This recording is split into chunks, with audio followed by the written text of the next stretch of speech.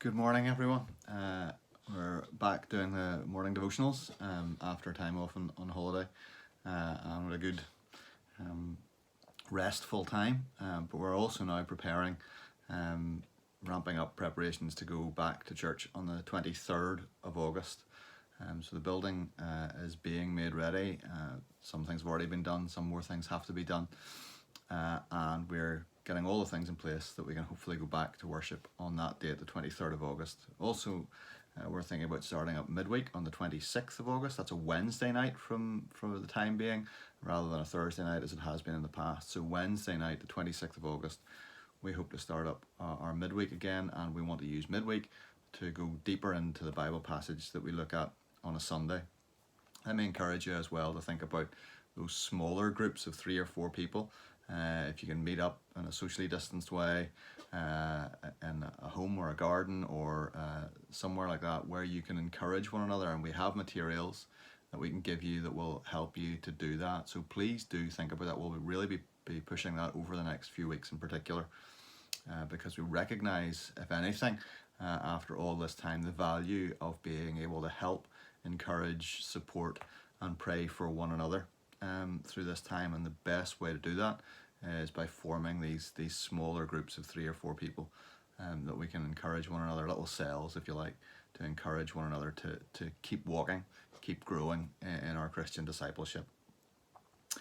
We're going to continue looking at the Psalms where we left off about 4 weeks ago now. And so we left off at Psalm 34, you'll remember. So we're going to pick up with Psalm 35, and we're going to split it into a couple of parts because it is quite a long psalm. So we're going to read the first 10 verses this morning. Contend, O Lord, with those who contend with me. Fight against those who fight against me. Take hold of shield and buckler and rise for my help. Draw the spear and javelin against my pursuers.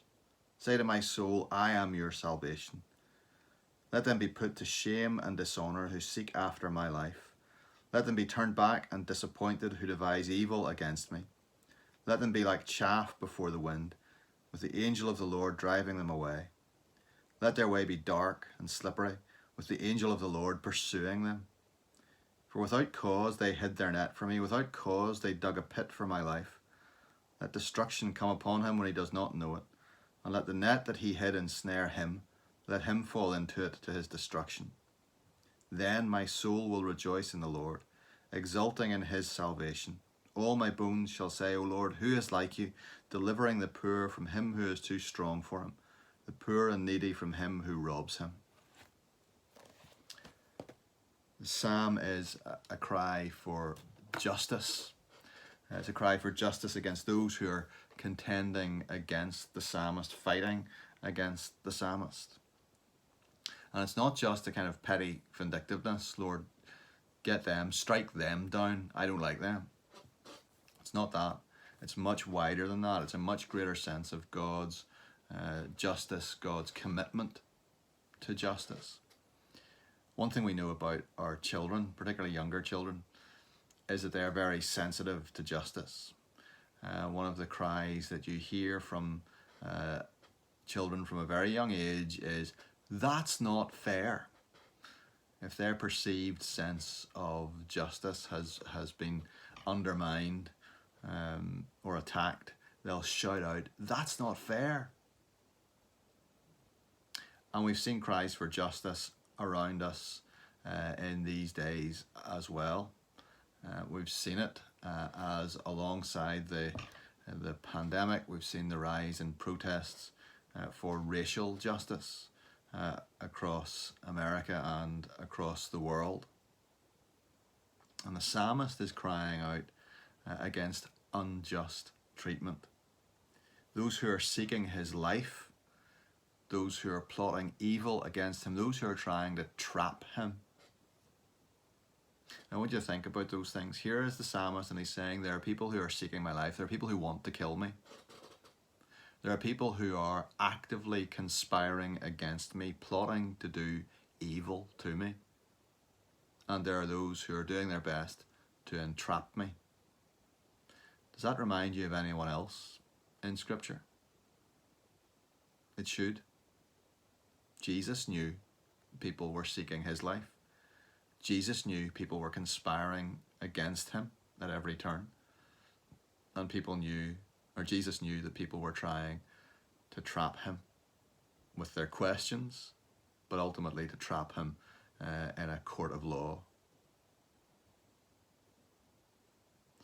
Jesus knows injustice better than anyone.